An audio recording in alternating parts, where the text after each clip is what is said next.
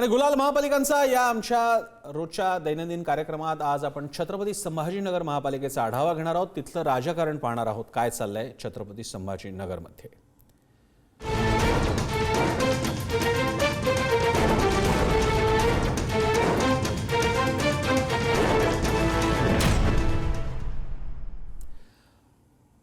एकेकाळी औरंगाबाद म्हणून ज्या शहराचं नाव होतं ते मधल्या काळात बदलण्यात आलं। ती जुनी मागणी सुद्धा होती आणि छत्रपती संभाजी महाराज नगर असं या शहराचं नामकरण करण्यात आलं।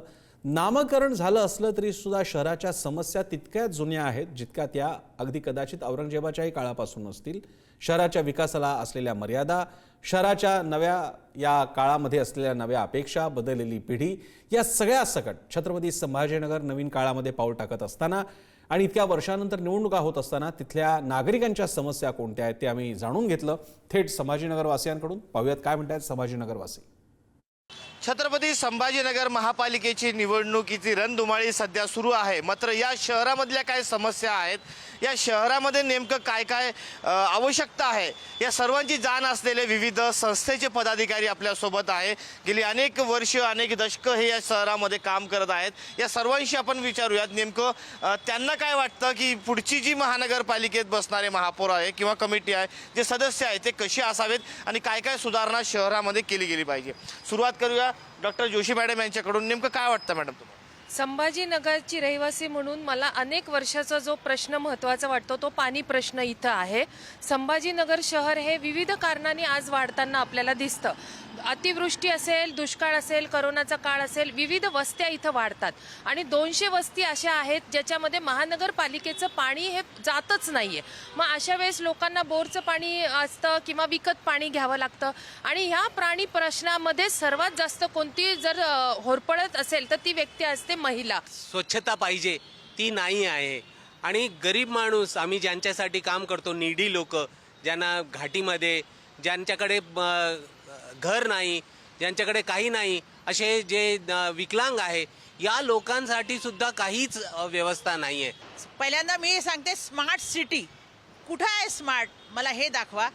चहूकडे खड्डे, चहूकडे कचरा, चहूकडे घाण, काही व्यवस्था पण नाही। ट्रॅफिकचं नाही आहे, ते ट्रॅफिकबद्दल तर असू द्या, हे बोलू शकत नाही, पण तरी आता ताईनं सांगितलं पाणीबद्दल। पाणीचा प्रश्न तर खरंच महिलांना खूप त्रास देते। आमच्या समर्थनगरमध्ये ज्या भुईवाडा एक भाग आहे तिथं रात्री 2:30 वाजता पाणी येते।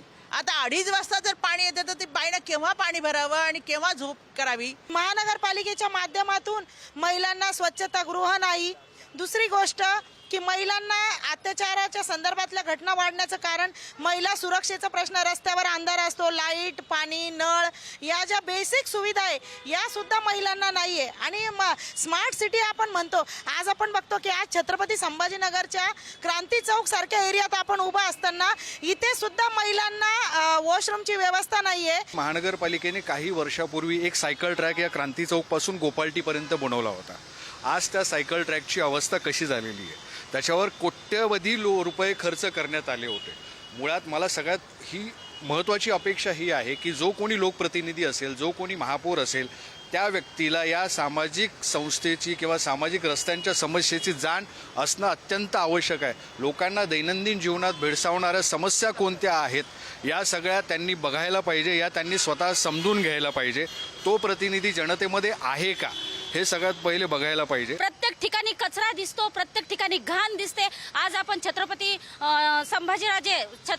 शिवाजी चौकात आहोत, म्हणजे क्रांती चौकामध्ये। आज क्रांती चौकात सुद्धा तीच स्थिती आहे। हे महानगरपालिकेला दिसत नाही का? हे आज महानगरपालिकेच्या नगरसेवकांना दिसत नाही का?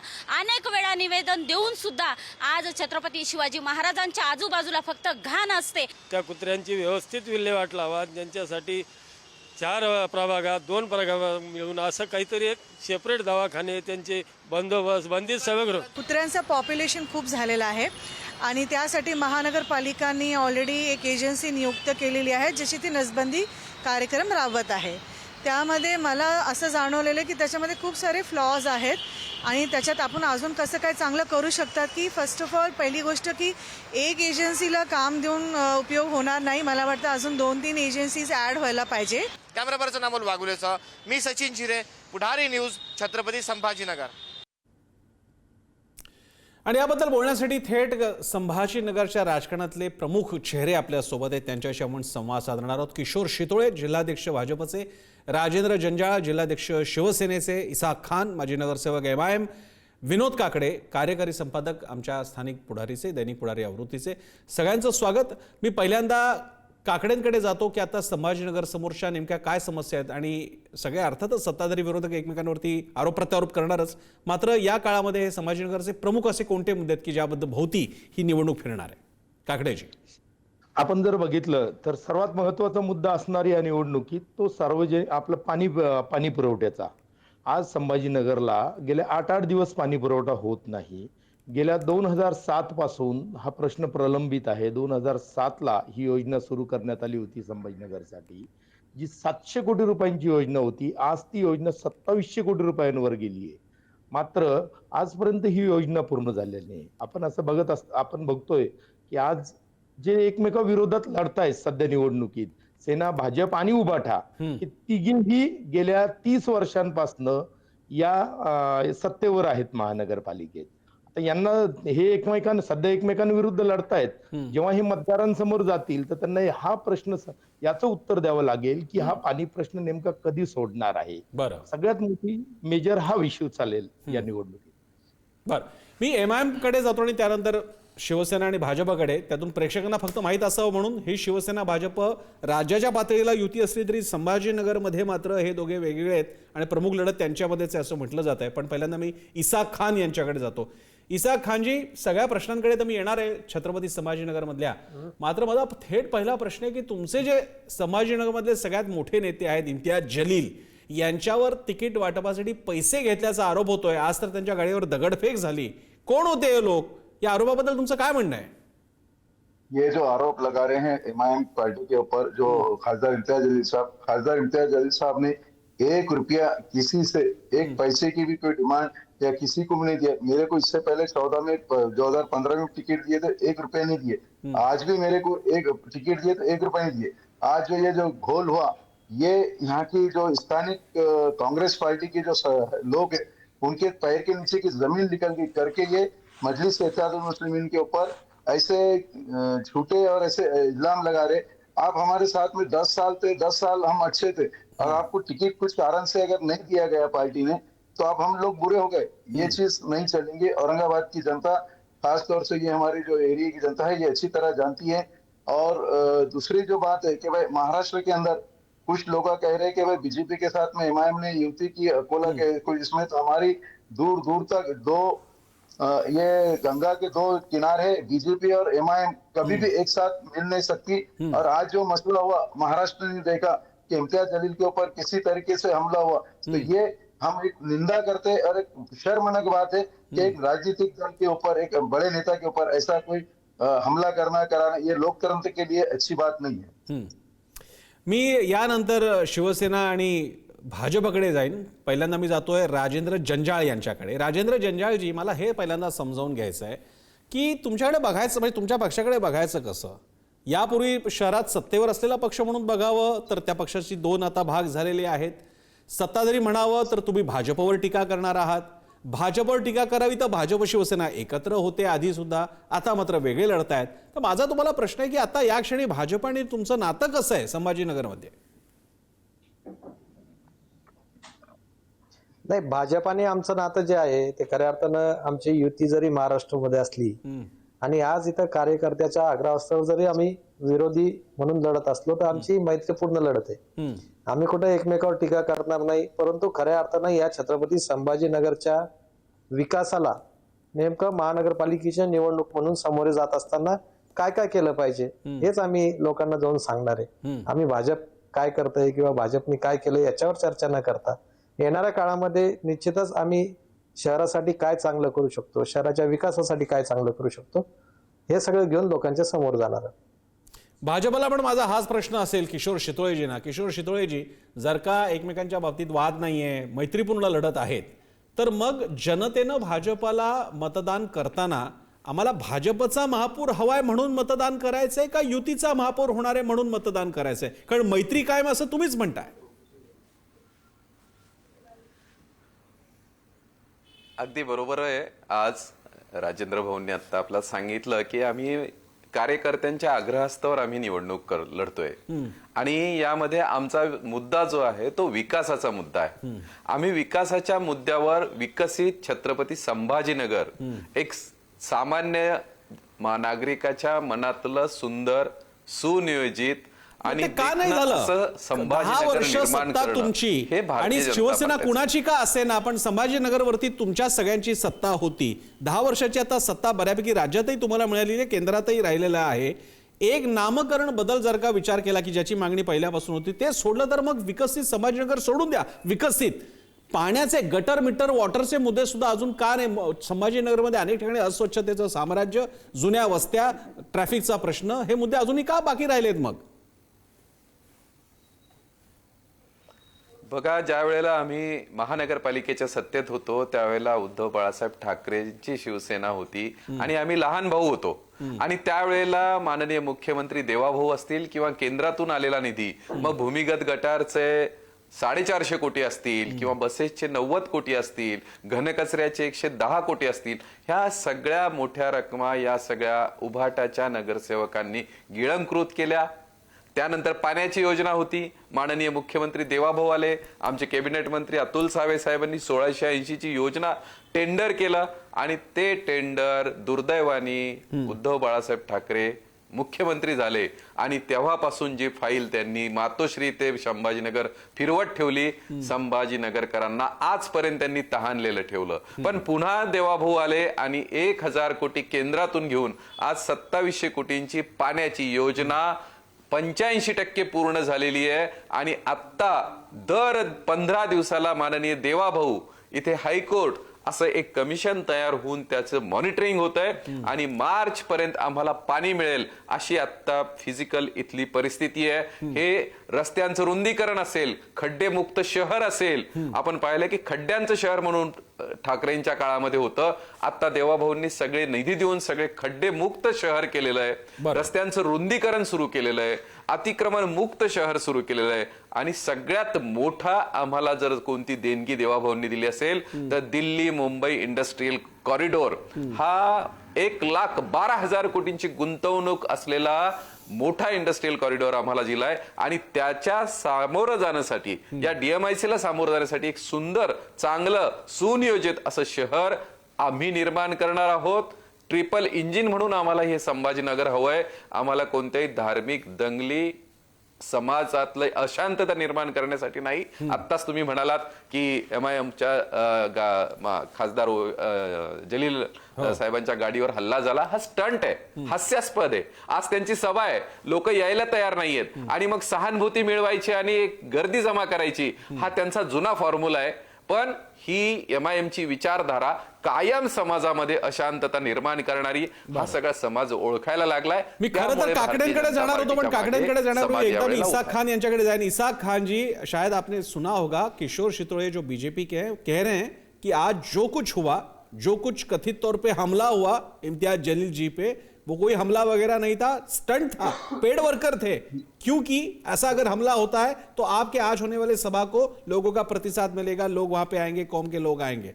तो क्या ये ऐसा आज जो सभा होने वाली है और ये सभा की वजह से जो पूरा माहौल औरंगाबाद का जो बदलने वाला है राजकीय माहौल, तो इसको देखते हुए जो कांग्रेस के और जो दूसरे दल के जो लोग थे वो लोगों ने हमला करे. और आपके माध्यम से मैं शिवसेना बीजेपी को ये बताना चाहता हूँ कि पिछले कई सालों से महानगर पालिका में उन्हीं की सत्ता थी, शिवसेना और बीजेपी की. क्यों नहीं आज तक पानी लाया गया? इससे पहले जो उद्धव बाळासाहेब ठाकरे मुख्यमंत्री थे और अपने मुख्यमंत्री देवेंद्र फडणवीस विरोधी पक्ष नेता, उन्होंने पैठान गेट से लेके महानगर पालिका तक हंडा मोर्चा निकाले. उस टाइम पे बाद में 2.5 साल, अब ये 3.5 साल हो गए, आज तक भी पानी के औरंगाबाद को पानी नहीं मिल रहा. सेकेंडली 8 दिन 9 दिन 10 दिन को पानी मिल रहा. तो ये किसी का फेलवर है? ये सत्ताधारी जो बीजेपी और शिवसेना जो बैठी है इनका फेलवर है. इनका यहाँ पे औरंगाबाद के अंदर पूरे 1988 से 3 बार महापौर कांग्रेस का छोड़ने के बाद पूरा यूपी का महापौर आज तक यहाँ पे बने हुआ है. जो चंद्रकांत, ठीक है, सही बात है, वाजिब बात है. मैं आपका ये सवाल लेके, आपका ये मुद्दा लेके मैं, हमारे जो पत्रकार, वरिष्ठ पत्रकार हमारे साथ हैं, विनोद काकडे बसलेले आहेत आपल्यासोबत, त्यांच्याकडे जातो. विनोद काकडेजी, मुद्दा एक अर्थानं लॉजिकल आहे यांचा. जे MIMचे नगरसेवक आहेत त्यांचा, माजी नगरसेवकांचा, त्यांचं म्हणणं की इतकी वर्ष सत्ता त्यांच्याकडेच होती आणि नेमका मी हाच मुद्दा शितोळेंना विचारला. शितोळे म्हणतात की शिवसेनेचा प्रॉब्लेम नाही, तेव्हा उद्धव ठाकरेंची शिवसेना होती, त्यांचा हा प्रॉब्लेम आहे. उद्धव ठाकरेंकडे बोट दाखवून शिवसेना भाजप युतीचा आतापर्यंतच्या कामाचा कार्यभार, त्याच्यातले जे काही दोष आहेत ते उद्धव ठाकरेंवरती टाकून सध्या तरी हे दोघे वेगळे लढण्याचा विचार करतायत. या समीकरणाला औरंगाबाद संभाजीनगरकर कशा प्रकारे प्रतिसाद देतील असं वाटतं? हे बघा, आपण भाजप आणि उद्धव सेना ही वेगवेगळी होती असं आपल्याला म्हणताच येणार नाही, कारण गेल्या 30 वर्षांत यांनीही महापौर पद भोगलंय, यांनी उपमहापौर पद भोगलंय भाजपने. त्यामुळे असं त्यांना आज हा प्रचाराला जो आहे, प्रचारापुरता हा मुद्दा ठीक आहे, पण संभाजीनगरकरांना माहितीये की गेल्या 30 वर्षांपासून युतीची सत्ता आहे आणि उभटाच्या लोकांनी निधी गळंकृत केला असं जे म्हटले ते, माझं असं म्हणणं आहे की लोक ह्या तिन्ही पक्षांना आता उत्तर द्यावं लागणार आहे की नेमका घोळ कुठे झालेला आहे, पाणी पुरवठा योजना का रखडली आहे. कारण हे तिघही जबाबदार आहे. जनतेचं मत आहे की तिघही जबाबदार आहे. 30 वर्षांपासून सत्ता यांची आहे. मी पुन्हा एकदा शितोळेंकडे जातो आणि त्यानंतर शिंदेच्या शिवसेनेकडे, म्हणजे शिवसेनेकडे जातो, राजेंद्र जंजाळ यांच्याकडे. शितोळेजी, बोला. तुम्हाला आता काकडेंनी स्पष्टपणे मुद्दा मांडलेला आहे की तुम्हाला असे हात झटकता येणार नाहीत. उद्धव ठाकरेंकडे बोट दाखवलं तरी शासन, प्रशासन, स्थानिक पातळीला तुम्ही सगळे एकत्र होता, मग तरी सुद्धा फक्त बोट ठाकरेंकडे कसं काय? अगदी नाही काकडे साहेब, अगदी मी मान्य करतो पण आपलं म्हणणं, पण आपण हे पण मान्य करायला पाहिजे की राजकारण किंवा निर्णय जे होतात ते संख्याबळावर होतात आणि आम्ही संख्येने 22 होतो ते 36 होते. आमच्या महापौर विजयाताई होत्या आणि त्यावेळेला त्या सभागृहामध्ये विषय आलेला होता की किर्लोस्कर कंपनी 300 कोटीमध्ये 20 वर्ष चालणारी पाणी पुरवठा योजना तयार करणार आणि त्या योजनेचा टेंडर अंतिम करण्याचा निर्णय ज्या वेळेला व्यासपीठावर विजयाताईंसमोर आला, सभागृहात चर्चेला झाला आणि उभाटाच्या एका नेत्यांनी सभागृहात फोन केला आणि आमचं ते टेंडर थांबलं आणि 300 कोटीला आज 2005 पासून आजपर्यंत 20 वर्ष झाली 2700 कोटीवर गेलं. कारण काय तर आम्ही महापौर होतो पण संख्या नव्हती, निर्णय करण्याला उभाटा होती आणि आम्ही गुदमरलेलो होतो, आम्ही निर्णय करू शकत नव्हतो. पण आज 2700 कोटी सुद्धा मनपाच्या वर बोजा न टाकता विकासाची दिशा असलेले, दृष्टी असलेले देवाभाऊंनी 2700 कोटी आज शहराला दिलेत आणि ही योजना पूर्ण करतायत. पण ही 1680 कोटी ज्या वेळेला दिले, ठाकरे सरकारने ती पण फाईल फक्त कमिशन साठी फिरवत ठेवली. छत्रपती संभाजीनगरकरांना तहानलेलं ठेवलं. हे पूर्ण स्पष्ट सगळं आरशासारखं स्वच्छ सगळ्या जनतेला माहित आहे. मी राजेंद्र जंजाळ यांच्याकडे जातो. राजेंद्र जंजाळजी, काकडे जे काही सांगतायत, माफ करा, काकडे नाही, जिल्हाध्यक्ष भाजपचे शितोळे जे सांगतायत त्या बाबतीत तर तुमचं मत मला हवंच आहे, पण त्याशिवाय माझा तुम्हाला मुद्दा असा आहे की जनतेनं तुमच्या महापौर पदासाठी सर्वंकष सत्ता तुम्हाला द्यावी का नंतर भाजप आणि तुम्ही एकत्र येणार आहात, हेच तुमचं मांडणी असणार की आम्ही शेवटी मित्रपक्षच आहोत? कारण मला असं दिसलं की माझा पहिल्या प्रश्नालाच तुम्ही उत्तर दिलं की आम्ही मित्रपक्ष आहोत, फक्त मैत्रीपूर्ण लढत चालू आहे. संभाजीनगरकरांसमोर एक पक्ष निवडायचा झाल्यास तो पक्ष शिवसेना की भाजप?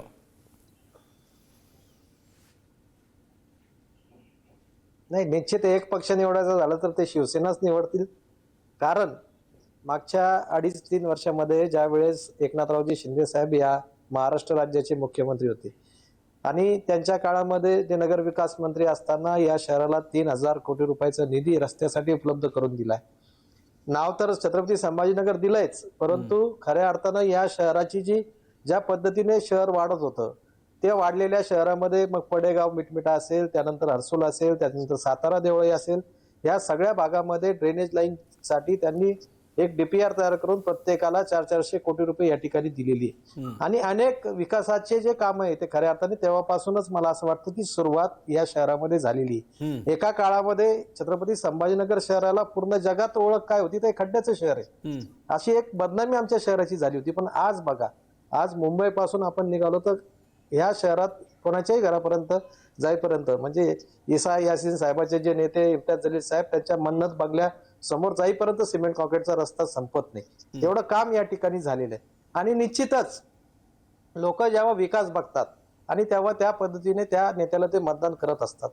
पाण्याच्या मुद्द्याच्या बाबतीत जी चर्चा या ठिकाणी झाली, समांतर कोणामुळे, मला जंजाळजी मला एक सांगा, म्हणजे मला एक स्ट्रॅटेजी याच्यात अशी दिसते की भाजप आणि आता शिंदेची म्हणजे तुमची शिवसेना जे काही संभाजीनगरमध्ये वाईट झालं त्याला शिवसेना जबाबदार नव्हती, उद्धव ठाकरे जबाबदार होते. जेव्हा त्या शहरामध्ये आतापर्यंतच्या सत्तेमध्ये तुम्ही मंडळी बसला होतात, प्रशासन तुम्ही चालवत होता, महापौर तुमचे होते, समित्यांवरती तुम्ही होता. पण आता मात्र सगळं बिल फाडताय उद्धव ठाकरेंवरती, ज्यांनीच तुम्हाला ठेवलं होतं तिकडे. तुम्हाला पदं मिळण्यासाठी तुम्ही त्यांच्याकडे जात होता, त्यांनीच तुम्हाला तिकडे बसवलं होतं. मग आता ती जबाबदारी म्हणजे महापालिका उद्धव ठाकरे मातोश्रीवरनं चालवत होते असा आपला दावा आहे? बिलकुल नाही. माझा दावा असा आहे की महापालिका चालवत होते चंद्रकांत खैरे, आणि चंद्रकांत खैरेंचं खऱ्या अर्थानं समांतरच्या कामामध्ये काय होतं हे सगळं तुमच्या चॅनलच्या माध्यमातून आणि मीडियाच्या माध्यमातून आम्ही या ठिकाणी बघितलेलं आहे. अहो, पाण्याचं मीटर जे असतात ते मीटरचं कॉन्ट्रॅक्ट त्यांच्या मुलासाठी देण्यासाठी त्यांनी इतका हट्ट केला की शेवटी ती योजना या ठिकाणून परत पाठवली गेली. आणि आम्हाला जर पदावर बसवताना आमचे जे काही मुद्दे होते, आम्ही शहराच्या विकासासाठी जे काही सांगत त्यांना होतो, तिथं प्रत्येक ठिकाणी खोडा घालण्याचं काम ते करत होते. आणि त्यावेळेस त्यांचा आमचा झालेला संघर्ष सुद्धा या संभाजीनगरच्या जनतेने बघितलेला आहे. आणि विकासाच्या बाबतीमध्ये आम्ही स्पष्ट भूमिका घेण्याचा अनेक वेळेस प्रयत्न केला, परंतु ज्याला म्हणतात कंट्रोल जे होतं ना, ते कंट्रोल चंद्रकांत खैरेचं होतं. आम्ही उद्धव ठाकरे साहेबांवर टीका करत नाही, परंतु खैरे साहेबांनी जी महानगरपालिका जी आपल्या कुटुंबाचा प्रायव्हेट बिझनेस करून ठेवला होता ते सगळ्या शहराला माहिती आहे. आज तर खरं तर त्यांचा एखादा प्रतिनिधी या चर्चेमध्ये असता तर त्यांना थेट प्रश्न या ठिकाणी विचारता आला असता. मी ईसा खान यांच्याकडे एक प्रश्न विचारतो. ईसा खान जी, ये बताइए कि चुनाव के नतीजों के बाद अगर जरूरत पड़ी और किसी को आपके जो भी पार्षद रहेंगे, नगर सेवक रहेंगे, अगर उनकी जरूरत पड़ी तो आपका क्या मानना होगा? हमने तो एक जगह पे देख लिया, बीजेपी और एमआईएम साथ में चले गए और पूरा वहां पे ये पूरी सत्ता बना दी उस म्यूनिसिपल कॉर्पोरेशन में. अब संभाजीनगर में अगर ऐसी जरूरत पड़ती है तो आपके लिए निर्देश क्या हैं? आप किसके साथ जाएंगे या विरोध में बैठेंगे? ऐसा नहीं, हम लोग अभी जो आपने बताया कि महाराष्ट्र के अंदर कई एमआईएम और बीजेपी साथ में, ऐसा कभी भी नहीं हो सकता. और अगर कहीं ऐसा हुआ तो हमारे नेता इम्तियाज जलील साहब उसका बराबर उनका हिसाब करेंगे. और रही बात औरंगाबाद की, औरंगाबाद के अंदर हम सिंगल लार्जेस्ट पार्टी बनने जा रही है एमआईएम इसके अंदर. और कोई हम बीजेपी को या शिवसेना को हम सपोर्ट करेंगे या उनका महापौर बनाएंगे, ये हम कभी भी नहीं होगा. और हम जो है सेकुलर पार्टी के साथ में यहाँ का महापौर और यहाँ की सत्ता को चलाएंगे, क्योंकि हमारे यहाँ औरंगाबाद के जो लोगों ने, जनता ने इन बीजेपी को भी और शिवसेना को भी देख लिया और समझ लिया कि कई वादे शिवसेना की तरफ आते तो बीजेपी का उद्धव बाळासाहेब ठाकरे की तरफ बोलते, बीजेपी भी आती तो उद्धव बाळासाहेब ठाकरे बोलते. जबकि ये दोनों पार्टियां पिछले 30 साल से औरंगाबाद के अंदर सत्ता चला रहे और सत्ता ही कर रहे. पानी का मसला, तुम्हारे कचरे का मसला, आज भी कचरा इतने जगह पड़े हुए हैं कि उठाई नहीं जा रहा है इनसे, कचरे का मसला. और दूसरी सुरक्षा के मसले, ये सारी चीजें, बहुत सारी चीजें है. तो ये पूरी औरंगाबाद की जनता के अंदर ये यहाँ जा रहा है. और ये आखिरी में ये कहेंगे कि तुमको बान होना क्या खान होना. ये लोग, मैं आपके चैनल के माध्यम से आपको बताना चाह रहा हूँ, पूरे शहर को बताना चाह रहा हूँ कि हम विकास के मुद्दे पे आपण बघूया, देखेंगे. खरं आहे, सर्वेक्षण करतात. ईसा खान यांनी सांगितलं खान की बाण अशी एकेकाळी चर्चा घडवली जायची. शहराचं नाव संभाजीनगरमध्ये काय ईसा खान म्हणाले तसे खान की बाण. सध्या मात्र संभाजीनगरमध्ये जी घाण आहे, जी गैर प्रशासनाची घाण आहे, दुर्व्यवस्थेची घाण आहे, बेजबाबदारपणाची घाण आहे, ती स्वच्छ घडवण्यासाठी मतदार मात्र आपल्या मतदानाचा अधिकार कसा लावतील ते मात्र बघावं लागेल. तुर्तास आपल्या तिन्ही पक्षाच्या प्रतिनिधींना तुम्हाला शुभेच्छा, तुमच्या राजकारणासाठी शुभेच्छा, निवडणुकीसाठी शुभेच्छा. आपल्याला सगळ्यांनी वेळ दिला, सगळ्यांचे आभार. गुलाल महापालिकांचा मध्ये आपण इथेच थांबतोय, मात्र बातम्यांचा ओघ सुरू राहील. पादरा पुढारी न्यूज.